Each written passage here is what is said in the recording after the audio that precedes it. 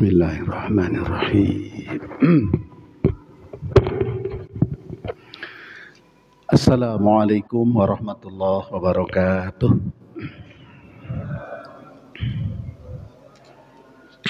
Bismillahirrahmanirrahim. Alhamdulillahirabbil alamin.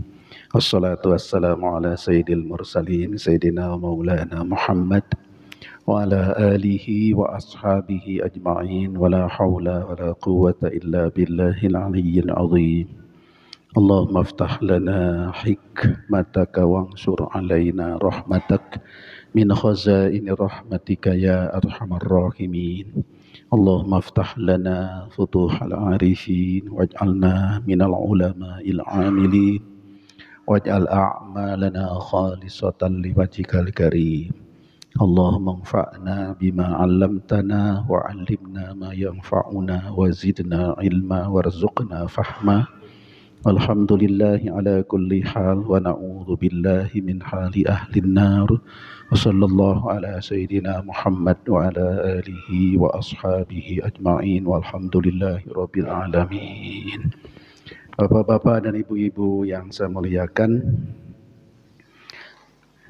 jadwal rutinnya malam ini adalah meneruskan kajian hadis Riyadhus Shalihin, tapi mohon izin saya mau bincang-bincang malam ini berkaitan dengan kurban, karena ini sudah di akhir bulan Dzulqa'dah, sebentar lagi masuk bulan Dzulhijjah. Mungkin sudah paham karena tiap tahun kita laksanakan, tapi mengulang-ulang mudah-mudahan tetap diharapkan ada manfaatnya, menyegarkan kembali perihal atau seluk-beluk masalah ibadah kurban ya. Jadi saya mohon izin mau membahas ya sekelumit mungkin, walaupun tidak luas banget pembahasannya, tapi pokok-pokok yang ada dalam ibadat kurban. Bapak Ibu yang terhormat, saya kemarin merasa perlu menyampaikan karena kesan saya ya, mungkin orang bisa beda kesannya. Kesan saya masih ada kekurang tepatan anggapan orang soal kurban.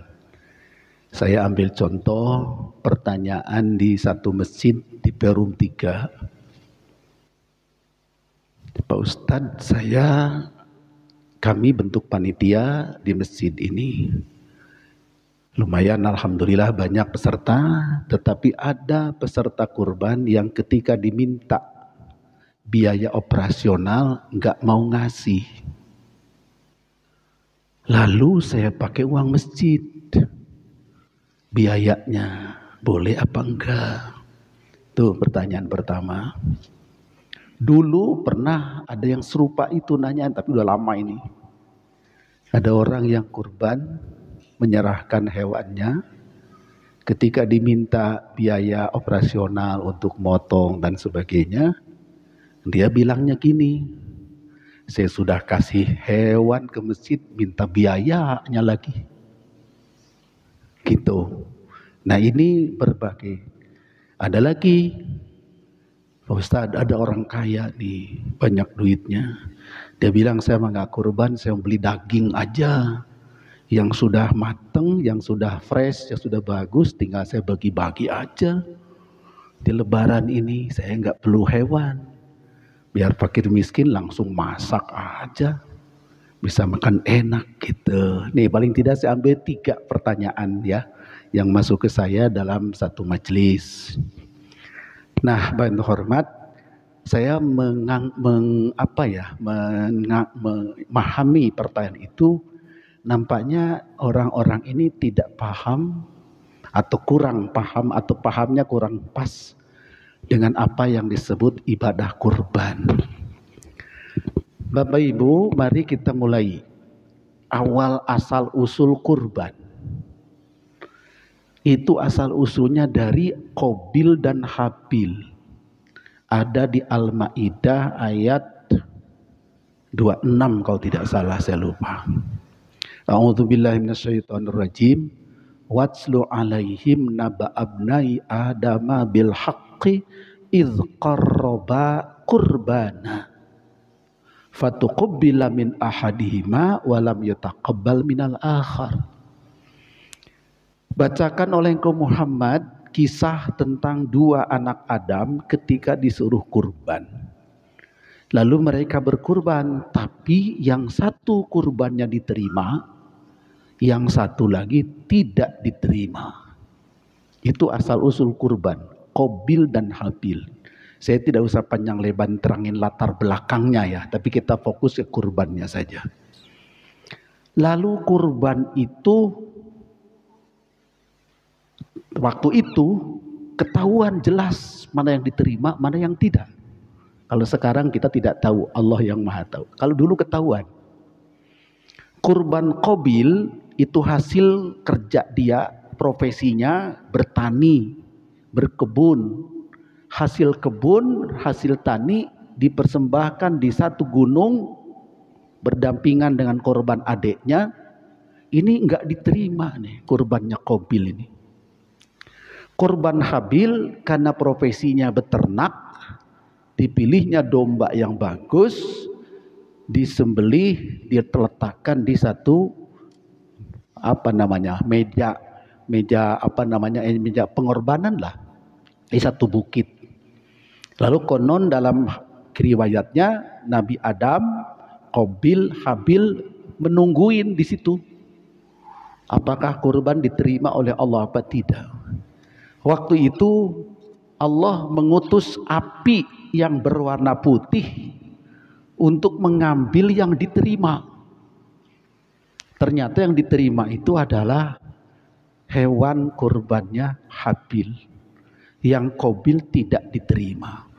Nah, jadi diambil oleh api yang berwarna putih, udah hilang. Menurut riwayat itu oleh Allah dibawa ke surga.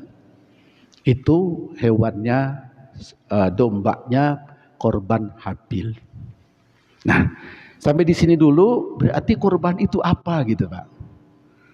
Kurban itu persembahan dari kita kepada Allah. Maka disebut kurban. Kurbannya taqarrub, itu mendekatkan diri kepada Allah. Belakangan ada kesan kurban itu makan-makan. Gitu ya. Memang ujungnya sih makan juga. Kurban itu makan-makan. Jadi ada seolah-olah, persepsi saya, ada orang yang seolah-olah ini hajatan masjid. Karena panitia masjid membentuk panitia, lalu orang mengirimkan hewan macam-macam ke masjid, dipotong, disembelih, dibagikan, dimakan. Maka tadi yang mengatakan, saya sudah kasih domba, kok minta biaya motongnya segala? Seolah-olah dia sudah nyumbang masjid. Satu hewan, sudah hewannya diserahkan, masih biayanya lagi.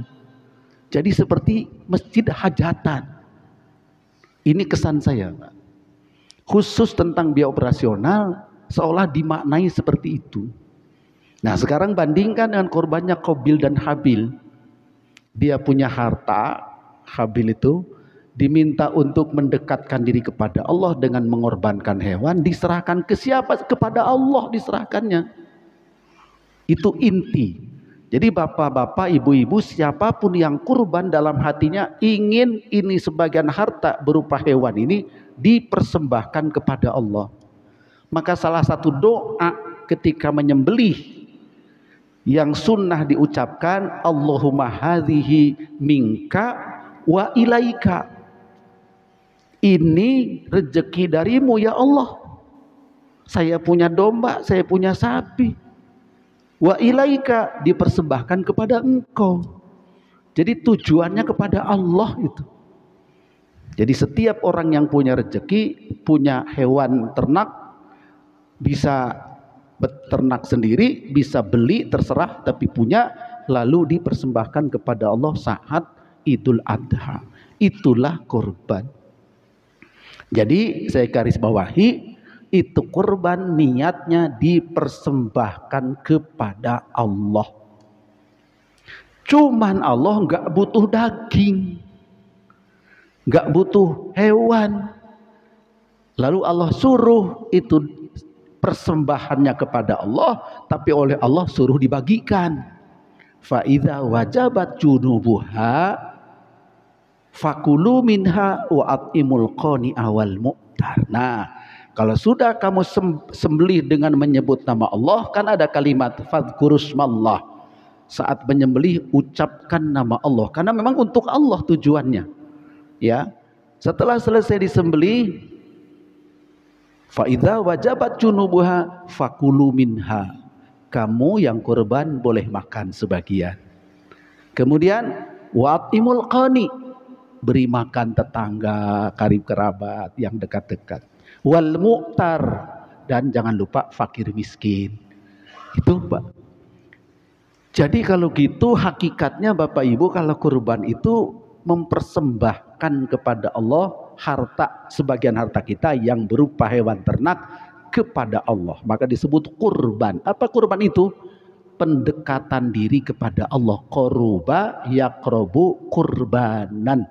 Qoruba itu dekat atau mendekat, kurbanan pendekatan diri kepada Allah. Itu kurban. Sebutan kurban. Kalau bahasa fikihnya udhiyah. Kenapa udhiyah? Karena disembelih di waktu duha. Jadi asal usulnya menyembelih harus waktu duha. Kalau subuh dipotong sebelum sholat id gak sah. Harus sudah duha, sudah selesai. Maka disebut dohyah, lalu jadi udhiyah. Waktunya waktu duha. Nah itu ya, itu maka disebut udhiyah. Nah ini sengaja sampaikan karena saya amati ada kesan-kesan itu cuman pesta makan-makan saja.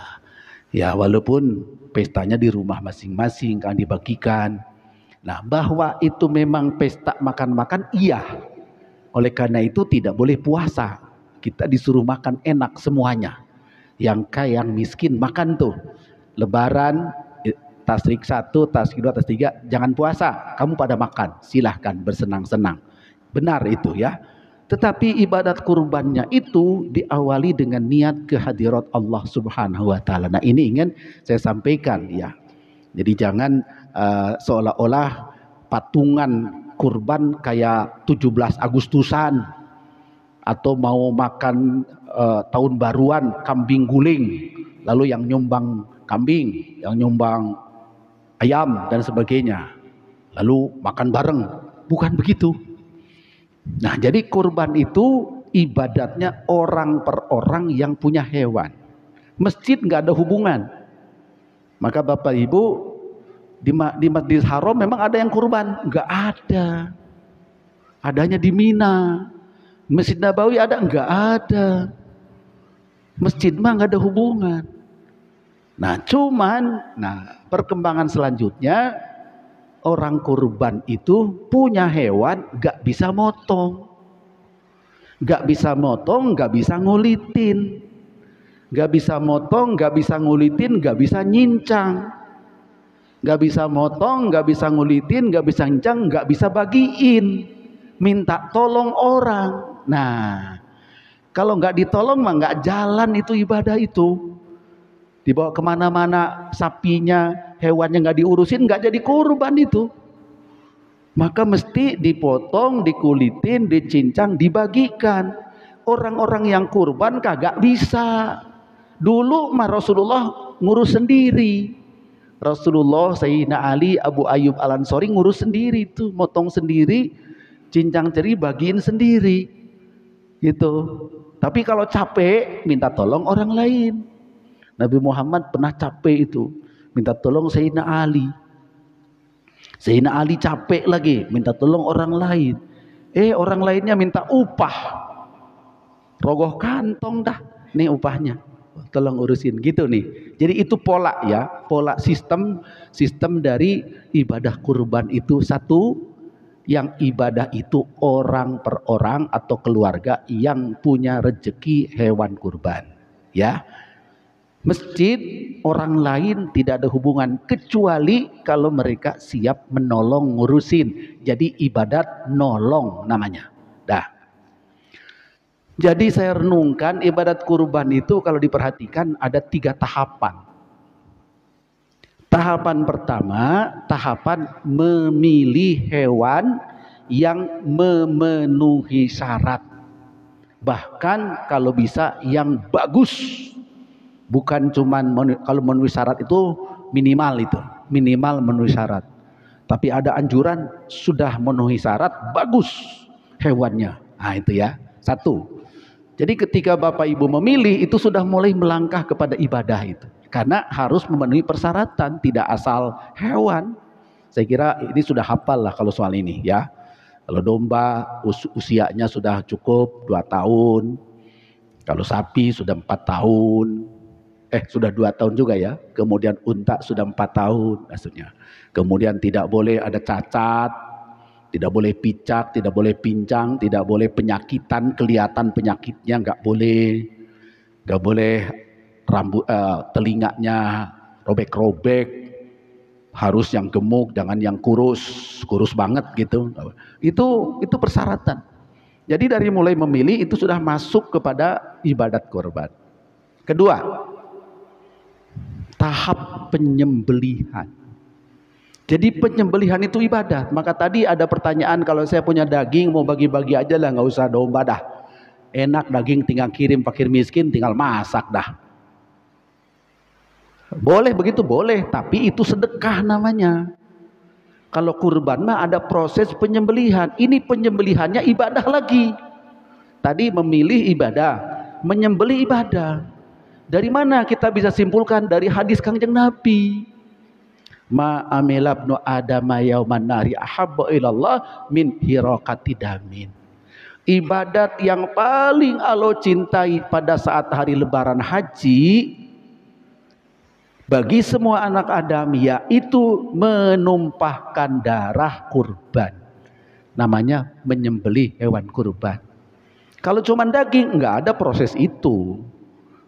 Kemudian fa innahu la ya'ti yaumal qiyamah biquruniha wa adlafiha wa ash'ariha. Hewan kurban yang disembelih sebagai hewan kurban dengan aturan-aturan tadi itu kelak di hari kiamat akan datang menjemput lengkap dengan tanduknya, kukunya, bulu-bulunya, seluruh tubuhnya akan datang menjemput nanti di hari kiamat. Nah, kalau daging nggak ada tanduknya, nggak ada bulunya, nggak ada kukunya. Nah, jadi kalimat itu menunjukkan proses penyembelihannya adalah ibadah. Berbeda dengan sekedar sedekah. Ada tambahan lagi. Disunahkan waktu menyembelih itu beberapa ketentuan agama. Ini menunjukkan ibadah nih. 1. Perlakukan hewan dengan baik, siapkan pisau yang tajam, kata Rasul. 1. Kedua, baringkan hewan dengan cara yang baik, jangan kasar, menghadap kiblat. Memang sunnah, tapi ini ciri-ciri ibadah nih. Jadi menyembelih jadi ibadah, hadapkan ke kiblat kata Rasulullah. Baik hewannya maupun yang menyembelihnya. Ketiga, ucapkan bismillah ketika memotongnya. Tambahkan doa. Bahkan ada di ayat fadzkurusmallah, kamu sebut nama Allah, maka suka ditambah dengan takbir pada waktu menyembelihnya. Jadi proses menyembelih itu ibadah tersendiri. Maka dulu Rasulullah itu mengerjakan sendiri karena mengerjakannya ibadah juga. Ketika Siti Fatimah mau kurban, ini ada dalam hadis riwayat Imam Hakim. Mau kurban nggak bisa motong, dia wanita. Cerita kepada ayahandanya Kangjeng Nabi. Lalu apa kata Kangjeng Nabi? Karena tahu pasti Siti Fatimah nggak bisa motong. Kata Rasulullah ke Siti Fatimah, kata beliau, qumi washhadi, kamu datang. Kalau istilah qumi itu berdiri, artinya hadir. Hadir dan saksikan penyembelihannya. Ya. Kemudian ucapkan doa. Inni wajjahtu wajhiya lilladzi fataras samawati wal ard hanifan musliman wa ma ana minal musyrikin inna sholati wa nusuki wa mahyaya wa mamati lillahi rabbil alamin la syarika lahu wa bidzalika umirtu wa ana minal muslimin. Itu anjuran Rasul ke Siti Fatimah yang kurban. Jadi kalau dari sini berarti setiap orang kurban disunahkan ngucapin doa itu sebelum disembelih. Setelah itu baru disembelih, ucapkan bismillah oleh yang menyembelih. Jadi yang menyembelih itu mengucapkan bismillah, bismillah ya Allahu akbar, bismillahi wallahu akbar. Baru ada doa Allahumma inna hadhihi udhiyatu siapa? Fataqabbal minhu atau fataqabbal minha. Kalau punya kita fataqabbal minni. Nah, itu proses. Lalu kata Rasul apa lagi? Saksikan Fatimah, sebab sejak tetesan darah pertama menghapuskan dosa-dosamu. Nah, lalu kita rasa-rasa nih Bapak, pengalaman kita menyaksikan penyembelihan, hati bergetar loh Pak. Kalau kita menyaksikan penyembelihan itu bergetar hati. Nah, itu ada gunanya itu untuk mengingatkan, melembutkan hati kita di hadapan Allah bahwa kita semua milik Allah. Hewan milik Allah, saya milik Allah. Saya dikasih rezeki oleh Allah, hewan ini dipersembahkan kepada Allah. Apalagi kalau dikaitkan hewan itu rela disembelih, mengorbankan nyawa. Kita cuma ngorbatin 3 juta atau 4 juta patungan. Kalau hewan itu mempersembahkan nyawanya, disembelih dia.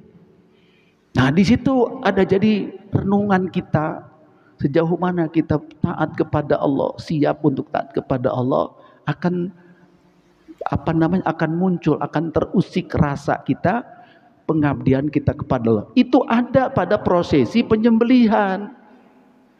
Maka Siti Fatimah disuruh hadir dalam penyembelihan itu. Prosesinya seperti itu bukti bahwa penyembelihan itu adalah ibadah. Lalu yang menyembelihnya harus tidak boleh orang kafir atau orang fasik. Contoh orang fasik, Islam tapi tidak sholat. Maka ulama mengatakan, Imam Ahmad mengatakan tidak sah sembelihan orang Islam yang tidak sholat. Tidak sah, karena kata beliau sih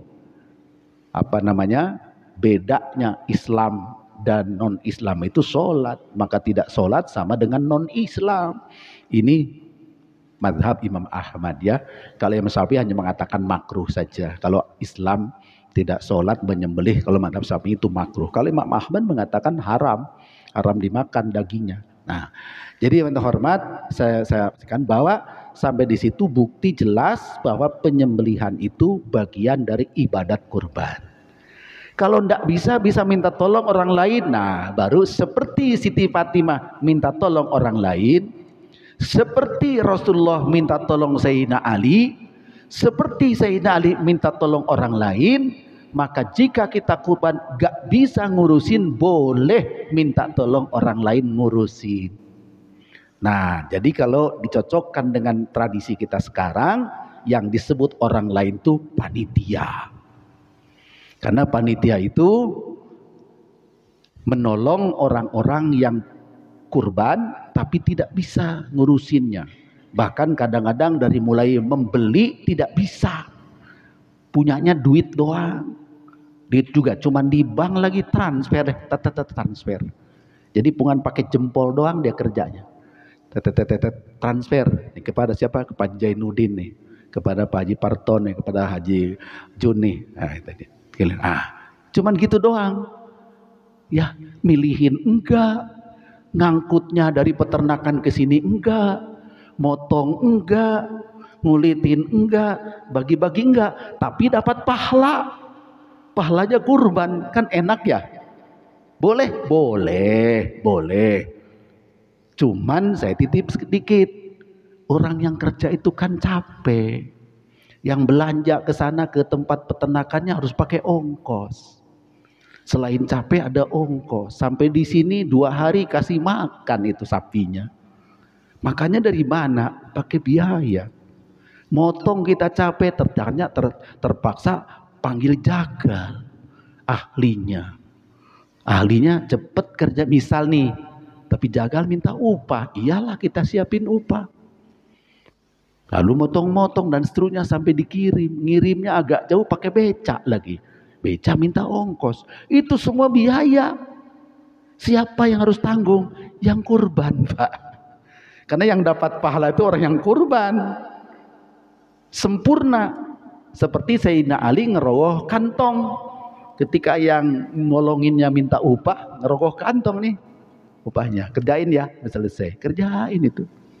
Gimana kalau upahnya kepala? Upahnya tuh kepala. Upahnya tuh kulit. Berarti dia kurban kepada Allahnya nggak pakai kulit. Nggak pakai kepala kurbannya. Itu mah kan kulitnya mah dipakai upah. Berarti yang dipersembahkan kepada Allahnya itu tanpa kulit, tanpa kepala. Kalau itu dipakai upah, maka Rasul pesan wanti-wanti, itu hewan kurban jangan dijadikan upah dan jangan dijual oleh kamu. Itu untuk dibagi-bagi. Gitu. Gimana kalau untuk bukan upah Pak Ustadz, cuman dibagi aja. Kamu motong ya? Iya, kamu motong. Ini bukan upah nih, kamu kan boleh nerima juga. Karena sama kita boleh nerima. Nah, kamu bagiannya kepala, boleh kalau begitu mah. Niatnya bukan upah, itu mah bagian. Emang boleh dapat bagian? Ya boleh saja, semua umat Islam boleh dapat. Yang miskin dapat, yang tidak miskin juga dapat. Yang kurbannya juga boleh dapat kalau kurban sunnah. Jadi berarti merata tuh. Jadi kalau sekedar pemberian jatah itu sah. Tapi kalau akadnya upah enggak boleh sama sekali. Sebab harus utuh persembahan itu kepada Allah Subhanahu wa taala. Nah, jadi saya ulangi. Jadi proses kurban itu, ibadah kurban itu, satu dimulai dari memilih yang memenuhi syarat. Kedua, proses penyembelihan sesuai dengan syariat Islam dan adab-adabnya. Ketiga, dibagikan kepada orang-orang yang disebut oleh Al-Quran, kalimatnya dalam surat Al-Hajj, فَإِذَا وَجَبَتْ جُنُوبُهَا فَكُلُوا مِنْهَا وَأَطْعِمُوا الْقَانِعَ وَالْمُعْتَرَ. Kalau sudah disembelih, sudah kelihatan sudah mati. Jadi ini ada lagi tambahan nih, karena ada masjid yang setelah Idul Adha ada salah satu jemaahnya mengeluh ke saya. Keluhannya apa? Pak Ustadz, di masjid itu motong banyak itu sapi, tapi sapi masih kejat-kejat, udah ditarik aja, ditarik, dipenggal lehernya, dikulitin karena pingin buru-buru selesai, tapi hewannya masih kejat-kejat. Maaf Pak, kalau masih kejat-kejat itu ada mengatakan haram, itu harus biarkan mati sempurna. Dalam ilmu fikih sudah tidak ada hayah muqarrarah, sudah tidak ada tanda-tanda kehidupan, baru dikulitin, diputuskan lehernya, kaki dan sebagainya. Sudah tidak ada tanda-tanda kehidupan. Jangan masih gerak-gerak sudah dicincang. Berarti jangan-jangan matinya dicincang, bukan disembeli. Kalau mati dicincang kan tidak sah, itu menjadi bangkai itu. Nah, maka biarkan. Ini termasuk prosesi penyembelihan. Nah, kalau uraian ini adanya di ilmu fikih. Ya, ilmu fikih tentang ketentuan penyembelihan. Ya, ada bab khusus dalam ilmu fikih tentang peraturan menyembelih. Peraturan menyembelih harus wajib putus kerongkongan dan tenggorokan. Sunnah termasuk nadi lehernya. Itu adalah dalam ilmu fikih. Itu minimal penyembelihan.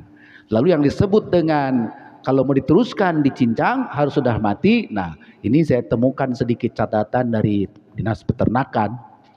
Ciri-ciri sudah tidak ada tanda kehidupan. Kalau ilmu fikih hayatul muqarrarah, itu tidak tanda kehidupan adalah bisa kelihatan dari matanya, kornea mata. Kalau kornea mata masih bergerak, itu masih hidup. Yang kedua, dari refleks ujung kuku. Kalau ujung kuku ditusuk sedikit pakai pisau masih bergerak, itu masih punya rasa itu. Nah, itu jangan. Tapi kalau sudah diam berarti sudah mati. Ada lagi yang pada buntut katanya begitu. Jadi tapi jelas hukumnya harus sudah selesai dulu. Sudah betul-betul penyembelihan sempurna. Baru jadi cincang dan seterusnya. Nah, jadi saya ulangi kembali. Satu, memilih hewan yang baik. Kedua, menyembelih sesuai dengan aturannya. Ketiga, membagikan sesuai dengan petunjuk Al-Quran kepada siapa itu dibagikan. Catatan, tidak boleh bagian tubuh ada yang dijual, tidak boleh bagian tubuh ada yang dipakai upah.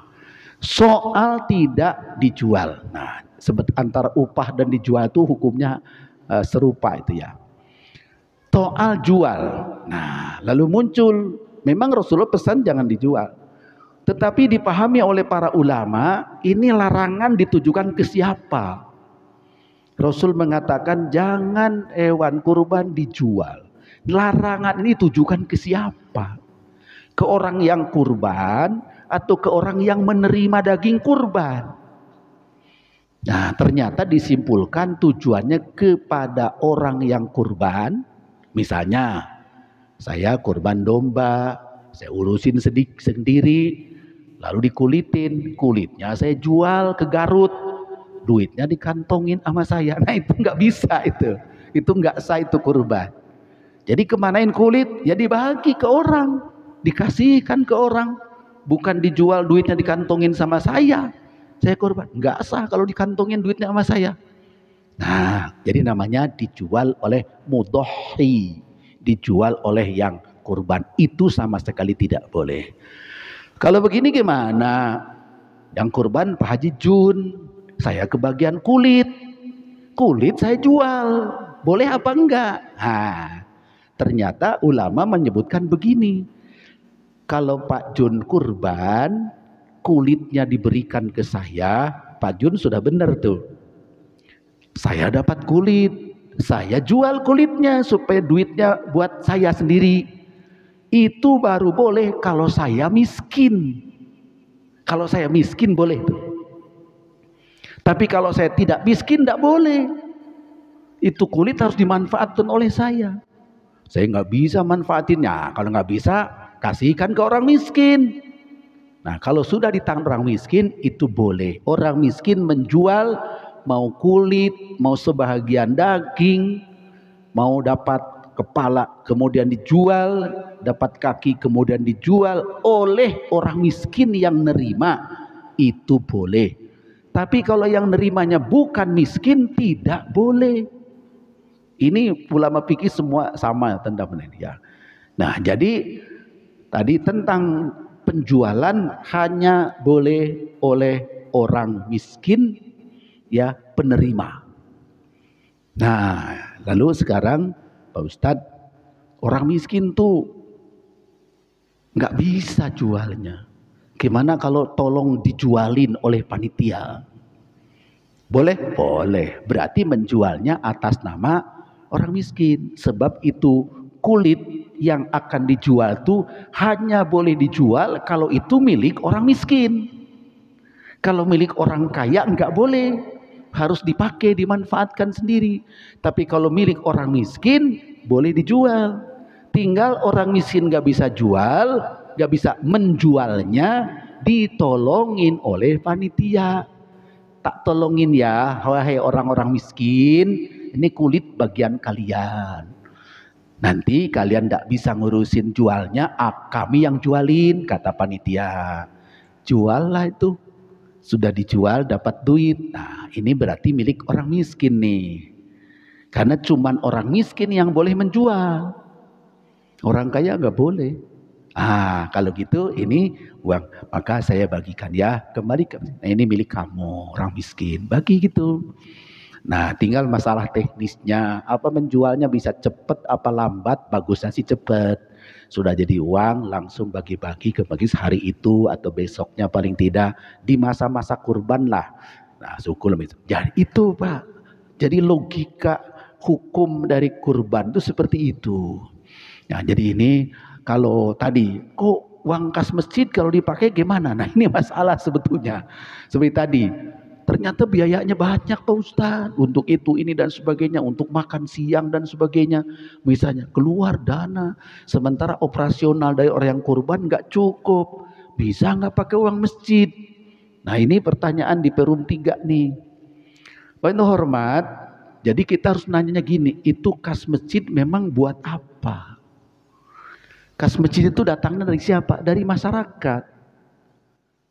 Masukin celengan, ada donatur, ada kris, ada kris apa kris apa namanya? Yang dipijit kris. Masuklah.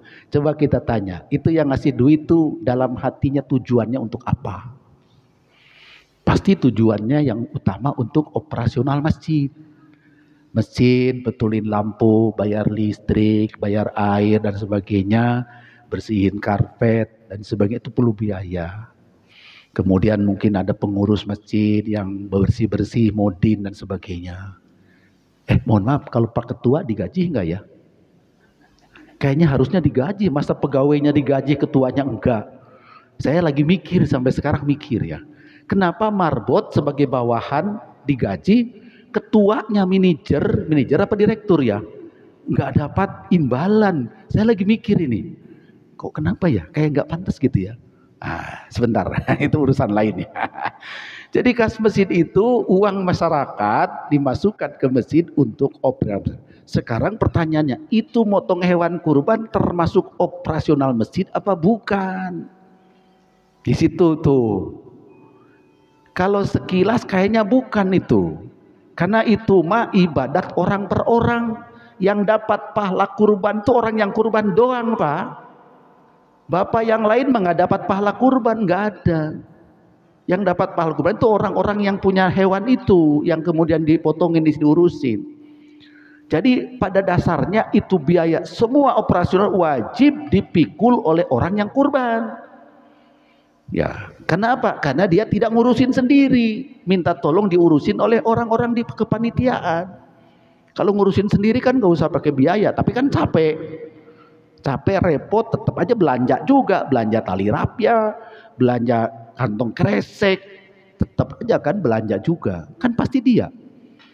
Nah, jadi saya mikir agak panjang nih ketika salah satu ketua masjid nanyain tadi, karena ada orang yang nggak mau bayar Pak Ustadz biayanya, jadi gimana, nggak jalan ini.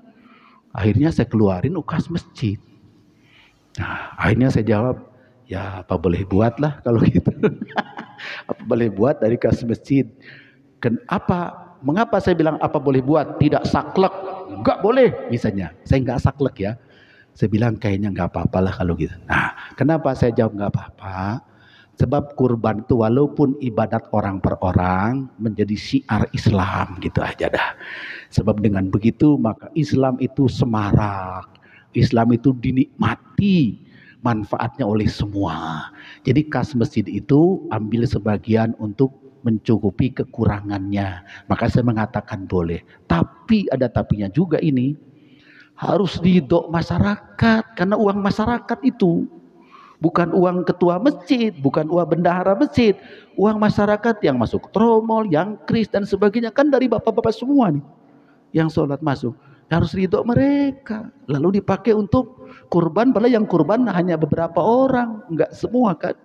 Nah, jadi saya mendapat kalau memang tidak ada lagi cara lain, gunakan itu. Saya anggap boleh secara hukum ya, tetapi tadi itu harusnya kerelaan masyarakat juga penggunaan dana masjid untuk kepentingan itu. Nah, lalu mohon maaf nih kepada mereka yang kurban tapi tidak mau memberikan biayanya. Mohon maaf nih, kayaknya harus malu. Karena kekurangannya pakai duit orang. Yaitu yang dimasukkan ke tromol tadi. Jadi harusnya siap. Ya, siap selengkapnya. Karena ibadat itu harus sempurna dari awal sampai akhir. Nah, ketika membutuhkan biaya, tercover semua. Tercover semua pembiayaannya. Nah, kira-kira begitu Bapak ya. Mudah-mudahan bisa dipahami secara garis besar tentang ibadat udhiyah atau kurban. Jadi saya kembali kepada pokok pertama, niatnya itu ibadah mempersembahkan hewan kurban kepada Allah pada hari raya Idul Adha dilakukan dengan beberapa tata cara sebagaimana mestinya, ya, itu kemudian pahalanya sengaja Allah akan berikan luar biasa kepada orang yang kurban tadi itu. Maka ini ibadat khusus. Wah, habis waktunya ya. Ada yang bertanya silahkan. Kalau 1-2 menit mah cukup ya. Oh, monggo silahkan. Waalaikumsalam warahmatullahi wabarakatuh. Ya. Ya.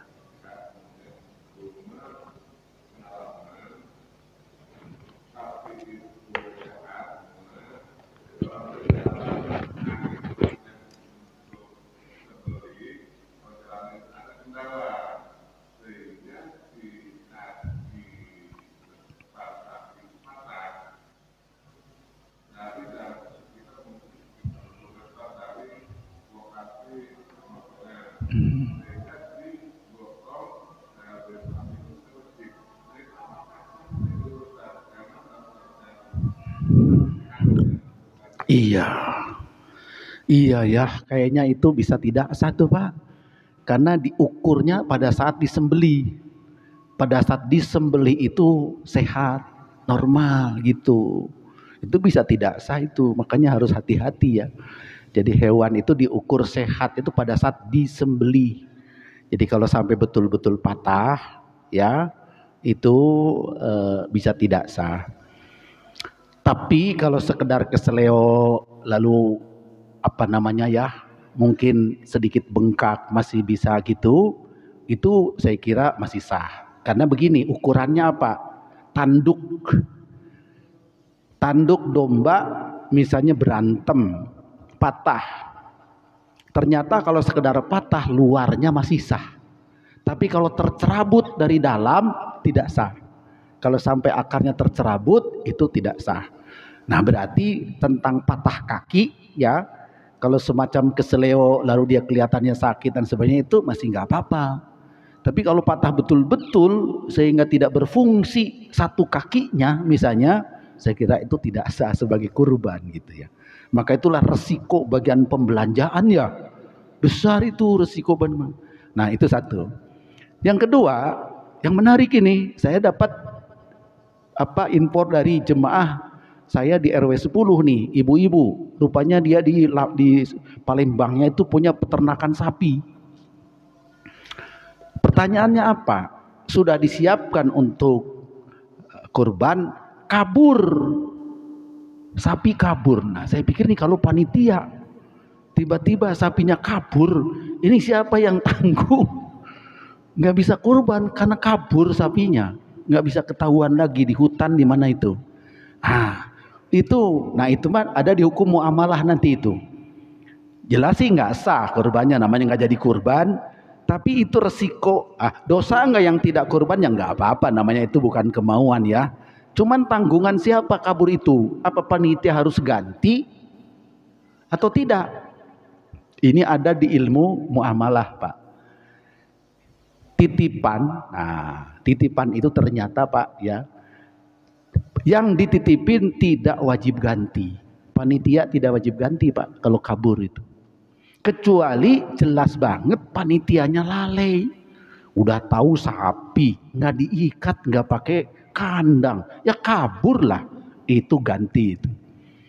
Tapi sudah diikat, sudah dikasih tambang, kasih pak kandang, ternyata kabur, sudah dijagain malam-malam ya, ngantuk sebentar tiba-tiba hilang. Berarti sudah berusaha menjaga tapi hilang juga. Dalam ilmu fikih muamalah, maka orang yang ketitipan tadi tidak wajib ganti. Apa alasannya? Sebab menitip itu sama dengan percaya. Sebab kalau tidak percaya ngapain nitip? Sama seperti Bapak nitip penitipan motor di pintu tol. Tiba-tiba hilang. Apa tukang parkirnya, tukang penitipan harus ganti? Kalau dia tidak lalai, hilang begitu saja, tidak ganti. Kenapa? Karena kita nitip ke dia itu karena percaya. Kalau percaya jangan menggugat dong. Kalau percaya, kalau tidak percaya jangan nitip dong. Kalau tidak percaya, gitu. Itu hukum muamalahnya. Kalau ada yang sampai kejadian begitu ya. Mohon maaf jadi kemana-mana ini. dari patah kaki sampai hilang. Nah, tapi kejadian itu bisa saja terjadi Bapak sebagai panitia. Terima kasih untuk sementara sampai di situ karena sudah masuk waktu Isya ya. Mudah-mudahan kalau perlu diperbincangkan kita bincang lagi pekan depan, masih ada kesempatan satu kali pertemuan lagi mungkin ya. Adanallahu yakum ajma'in, subhanakallahumma rabbana bihamdik asyhadu an la ilaha illa anta astaghfiruka wa atubu ilaik. Wa sallallahu ala sayidina Muhammad wa ala alihi wa ashabihi ajma'in. Walhamdulillahirabbil alamin. Wassalamualaikum warahmatullahi wabarakatuh.